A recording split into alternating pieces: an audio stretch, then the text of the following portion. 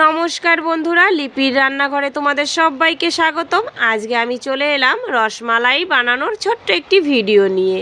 তো রসমালাই কিন্তু আমরা কম বেশি অনেকেই বানাতে পারি। তো আমি আজকে একদম ঘরে থাকা উপকরণ দিয়ে বানিয়েছি, তাই ভাবলাম আমার বন্ধুদের সঙ্গে একটু শেয়ার করি। তো এখানে আমি 200 গ্রাম মতো ছানা নিয়ে নিয়েছি।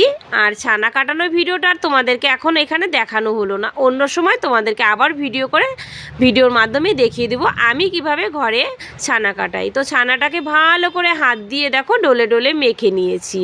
তো এবার আমি লেচি করে ছোট্ট ছোট্ট করে দু হাতের তালুর মধ্যে নিয়ে সুন্দর করে আগে মিষ্টিগুলোকে বানিয়ে নিব। তো দেখো খুব সুন্দর করে মিষ্টিগুলো আমি কিন্তু বানিয়ে নিয়েছি। অনেকগুলো মিষ্টি হয়েছে কিন্তু 200 গ্রাম ছানা থেকে। তো দেখো কত সুন্দর মিষ্টিগুলো একদম তৈরি হয়ে গেছে। এবার আমি চলে এলাম কড়াইতে শিরাটা আগে করে নিব। তো সেই জন্য কড়াইতে জল দিয়ে দিলাম পরিমাণ মতো চিনি আর 2-3টে এলাচ। তো জলটা ভালো মতো ফুটে গিয়েছে। এবার আমি যে মিষ্টিগুলো বানিয়ে নিয়েছিলাম সেই মিষ্টিগুলো এই শিরার মধ্যে একে একে সবগুলো মিষ্টি দিয়ে ভালো করে আমি আগে মিষ্টিটা বানিয়ে নিব। তো দেখো কত সুন্দর সবগুলো কিন্তু মিষ্টি আমি দিয়ে দিয়েছি। আর হালকা একটু জাল করে এবার আমি কিন্তু ঢাকা দিয়ে দিব। তো এদিকে আমি এবার ঢাকা দিয়ে বেশ খানিকটা সময় কিন্তু জাল করে নিব। তো ঢাকা দিয়ে দিলাম। আর আমাদের কিন্তু ঘরে সব সময় সব রকমের জিনিস থাকে না, তো এইটুকু জিনিস কিন্তু আমাদের প্রত্যেকের ঘরেই থাকে। তো দেখো বলতে বলতে কিন্তু কত সুন্দর আমার মিষ্টিগুলো একদম তৈরি হয়ে গেছে। আর দেখো মিষ্টি কিন্তু তৈরি হয়ে গেছে কি করে বুঝতে পারবে বলো? তখন মিষ্টিগুলো যখন ভেসে উঠবে একদম শিরার ওপর, তখন বুঝতে পারবে মিষ্টিগুলো হয়ে গেছে। তো এবার মিষ্টিগুলো ঠান্ডা হতে থাক। এদিকে আমি আরও একটি কড়াইতে বসিয়ে দিলাম এখানে দুধ জাল করতে। কারণ মিষ্টিগুলো ঠান্ডা হতে হতে এদিকে আমি রসমালাইয়ের দুধটা ভালো করে একটু জাল করে নিব। তো এখানে 1/2 কিলো দুধ নিয়েছি আর কয়েকটা এলাচ দিয়ে পরিমাণ মতো চিনি দিয়ে এবার ভালো করে আমি দুধটাকে জাল করে নিব।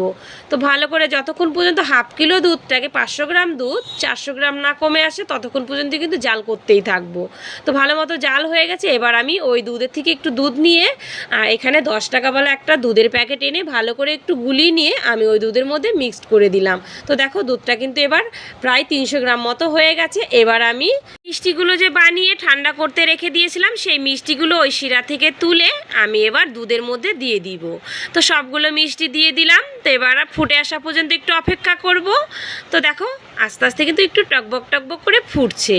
তো ভালো মতো ফুটে গেলেই একদম কিন্তু রেডি হয়ে যাবে। তো দেখো কত সুন্দর কিন্তু এবার ফুটেও আসছে।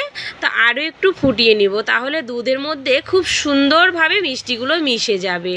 তো দেখো ফাইনালি কিন্তু একদম রেডি হয়ে গেছে আমার গরম গরম রসমালাই।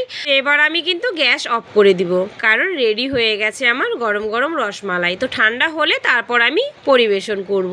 তো আমার ভিডিওটা যদি তোমাদের ভালো লাগে অবশ্যই লাইক কমেন্ট করে আর আমার চ্যানেলটিকে সাবস্ক্রাইব করে পাশে থেকো। টাটা।